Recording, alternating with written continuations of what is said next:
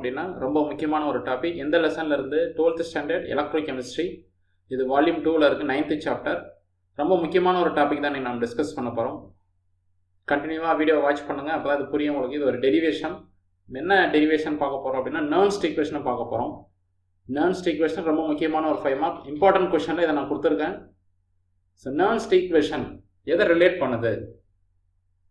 This equation relates cell potential. Cell potential உங்களுக்கு தெரியும், EMF அப்படின்னு சொல்லுவோம், எலக்ட்ரோடு பொட்டன்ஷியல் அப்படின்னு சொல்லுவோம். இந்த சாப்டரில் அதான் இ செல் அப்படின்னு மென்ஷன் பண்ணியிருப்பாங்க டெக்ஸ்ட் புக்கில். இந்த செல் பொட்டன்ஷியலையும் கான்சன்ட்ரேஷன் அப்படின்றது உங்களுக்கு தெரியும்.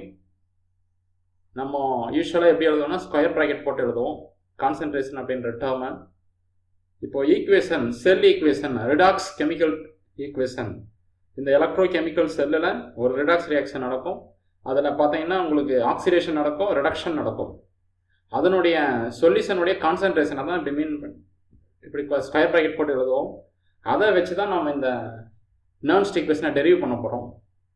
நம்ம ஜென்ரலாக ஒரு ஈக்குவேஷன் எடுத்துக்கலாம். லெட் அஸ் கன்சிடர் எ ஜென்ரல் எலக்ட்ரோ கெமிக்கல் ஈக்குவேஷன். ஒரு எலக்ட்ரோ கெமிக்கல் ஈக்குவேஷனை எடுத்துருக்கோம் பாருங்கள். எக்ஸ் ஏ ஒய் பி, இது reactant side, product side. Small letter L, C, small letter M, அப்புறம் டி.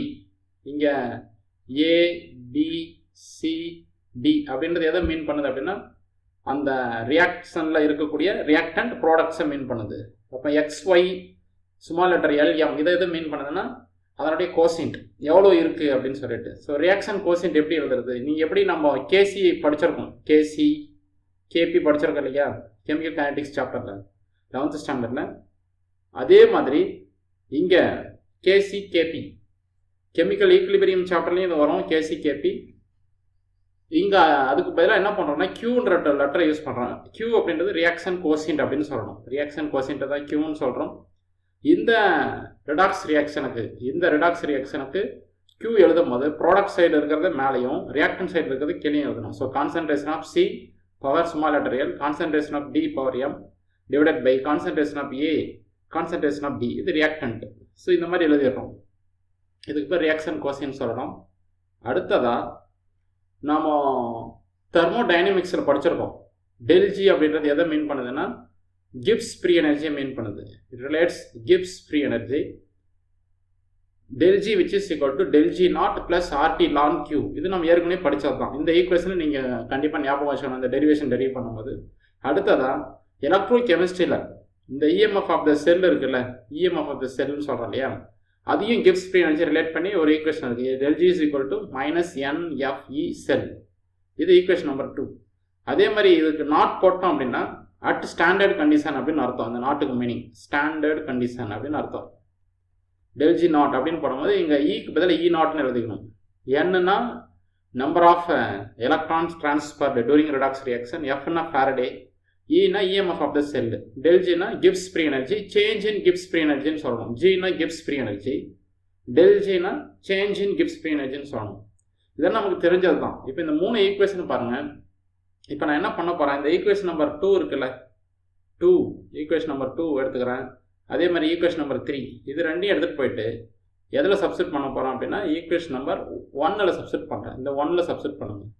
அப்போது டெல்ஜிக்கு பதில் என்னென்னு சப்ஸ்டிட் பண்ணலாம், மைனஸ் என்எஃப்இ செல்லுன்னு சப்ஸ்டிட் பண்ணலாமா. ஸோ மைனஸ் என்எஃப்இ செல்லுன்னு எழுதிக்கலாம்.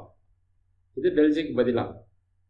இப்போ டெல்ஜி நாட் அப்படின்னா என்ன பண்ணோம், மைனஸ் என்எஃப்இ நாட் செல்லுன்னு எழுதிக்கலாம்.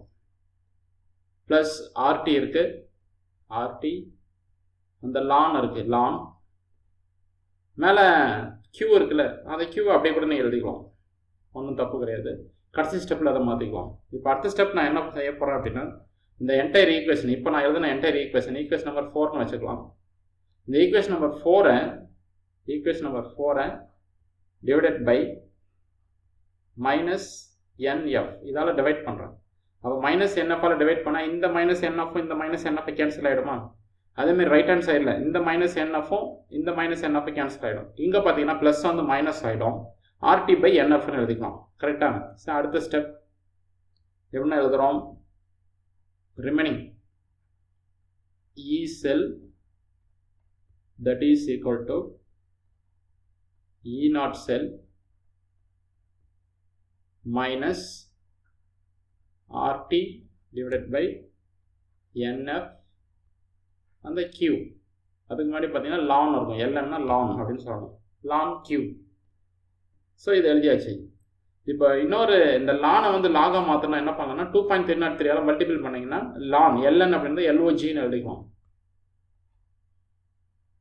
எல்என் அப்படின்னு இருக்கிறத நான் லாகுன்னு மாற்றணும் அப்படின்னா என்ன செய்யணும்னா 2.303 மல்டிபிள் பண்ணணும். ஸோ இப்போ அந்த கன்வர்ஷன் பண்ணலாம். இது இ நாட் செல் அப்படியே இருக்குது, minus 2.303 RT divided by NF. லானை வந்து நான் லாகா மாற்றிட்டேன், அப்புறம் Q, அந்த Qன்றது அப்படியே இருக்குது. ஸோ இதை தான் என்னன்னு சொல்கிறாங்கன்னா நர்ன்ஸ்ட் ஈக்குவேஷன் சொல்கிறாங்க. E cell which is equal to E naught cell minus 2.303 RT by NF log Q. இதை தான் நர்ன்ஸ்ட் ஈக்குவேஷன் அப்படின்னு சொல்கிறோம். இதில் ஆர்னா என்ன? Rate constant. ஆரோட வேல்யூ ரேட் கான்ஸ்டன்ட். ஆர் அப்படின்றது உங்களுக்கு படிச்சிருக்கீங்க 8.314 கேஸ் சாப்டரில் 11th படிச்சிருக்கோம். Joule, kelvin inverse, mole inverse. இந்த டீனா டெம்பரேச்சர். சப்போஸ் ஸ்டாண்டர்ட் கண்டிஷன் அப்படின்னா 25 டிகிரி செல்சியஸ் சொல்லலாமா, இல்லைன்னா 298 கெல்வின்னு சொல்லலாம்.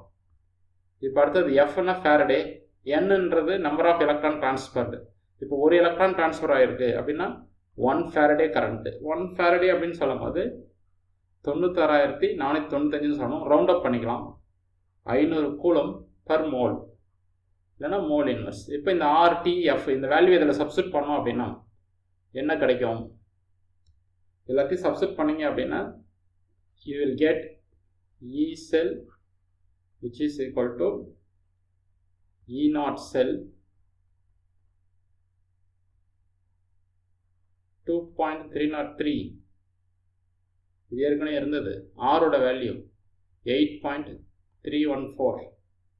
அதுக்கப்புறம் temperature 298 kelvin divided by n into